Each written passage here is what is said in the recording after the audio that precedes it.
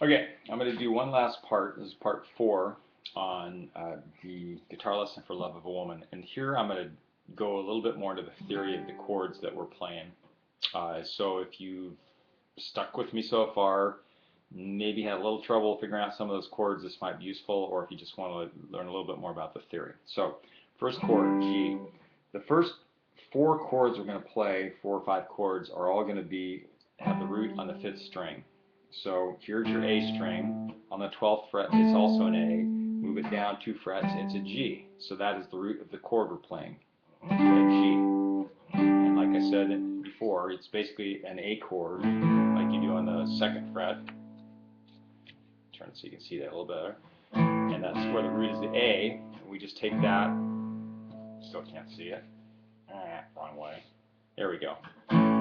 This A here. That can be done a number of different ways.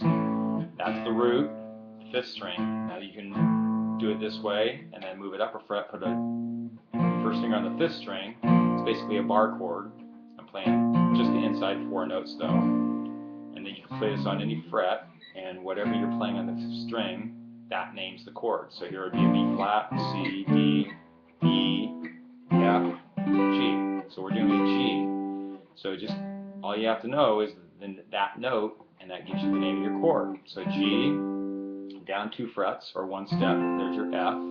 And then we go down to the 3rd fret, and we do a major 7th. Okay, so it's just like a C, except instead of playing this note, this is the major 7th. So you have a C, 1, 2, 3, 4, 1, 2, 3, 4, 5, 6, 7. There's your major 7th. So a normal C just has the 1st, the 3rd, and the 5th in it, but by doing this, we put in the major 7th. And that chord is used in several different positions, this being 1 C, and then E flat major 7th, and then up on this, again, this note is naming our chord. Here's a C, C major 7th, E flat, major 7th. Up on the 6th fret, it's an E flat or a D sharp, so here's an E, here's an E flat, here's a D, D sharp. I don't know the theory to tell you which to call it in this song, but I'm calling it an E flat major 7th. Okay, so those are 1, 2, 3, 4. First 5 chords all have the root on the 5th string, which names the chord. The first 2 are just straight majors. The next 3 are major 7ths. So G, F, C major 7th, E flat major 7th, E flat major 7th, and then we go to these other chords. This E7 suspend 4th. So here's an E7, here's an E, take off the 3rd finger, E7, raise the 3rd string up to the 2nd fret, that gives you your suspended 4th. So it's an E, we're an E, E, 1, 2, 3, 4, so that's a 4th note in the scale. So they call that a suspended 4th. The suspended, it tends to want to resolve back to the E. F sharp minor 7th. You can play it with your thumb and 1st finger. I'm just playing the 6th string and then the 4th, 3rd, and 2nd strings. The bar. It's just like an A chord with an F sharp in the bass, basically. F sharp minor 7th, and then this B7 flat 9. So here's a B9 flat the 9. 2nd finger, 1st finger is barred, just like an A. Move down to here. 2nd finger, bar this, and then stick the 3rd finger on the 3rd string. And just play the inside 4 strings. Straight E minor, and then this F6, which I find easiest to play with my thumb, but you could play with your 1st finger. And this is an F6 because an F would be like this, but you have the open D, so 1, 2, 3, 4, 1, 2, 3, 4, 5, 6. The D is the 6th note in the scale, so that's why I call it an F6.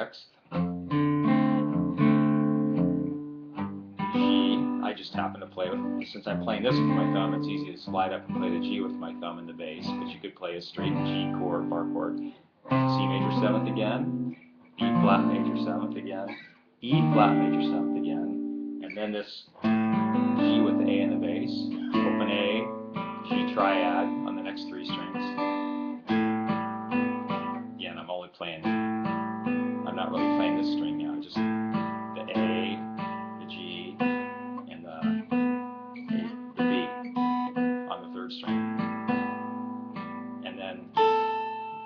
have the A, which is the 9. So it's really an A add 9. I'm sorry, a G add 9. And then just back to a G. Playing. So those last two things, we're doing the top two strings. And then straight chords from the D, there's your root, C, there's your root, B flat, I'm sorry, D, C, B minor, or B minor 7, still your root, B, a minor, B flat, still root's on the 5th string, back up to the D, back to the C, then down to the B flat, and here's that timing, that 6/8, 1, 2, 3, 4, 5, 6, 1, 2, 3, 4, 5, 6, into that.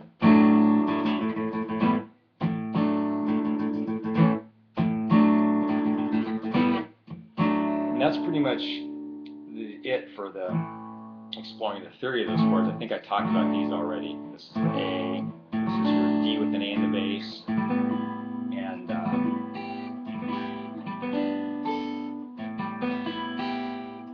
this is just a, can't remember what he called it, but I think like an A6 or something like that.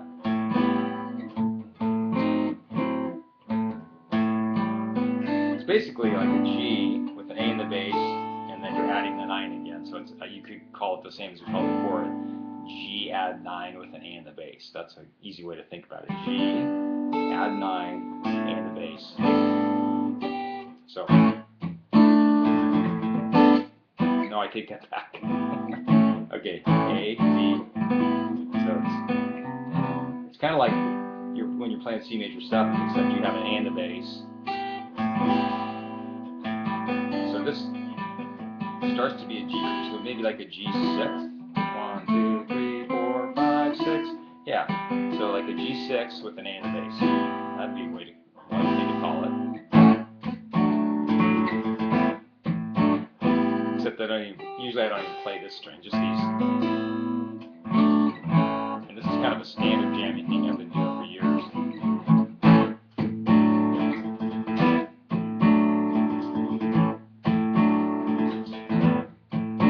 And then the rest of it's just, you know, jamming on this E, augmented 9th key, plus 9th key, and the funny, you know,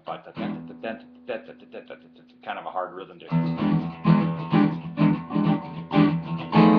But during the soloing, the jamming is just, it's pretty simple.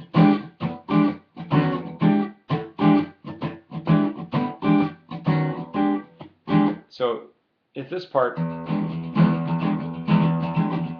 is too hard, I wouldn't get hung up on it. Just go, you know, something. You can just do straight down beats, 3, 4, 2, 2, 3, 4. I'm just going down a half step, or up a half step.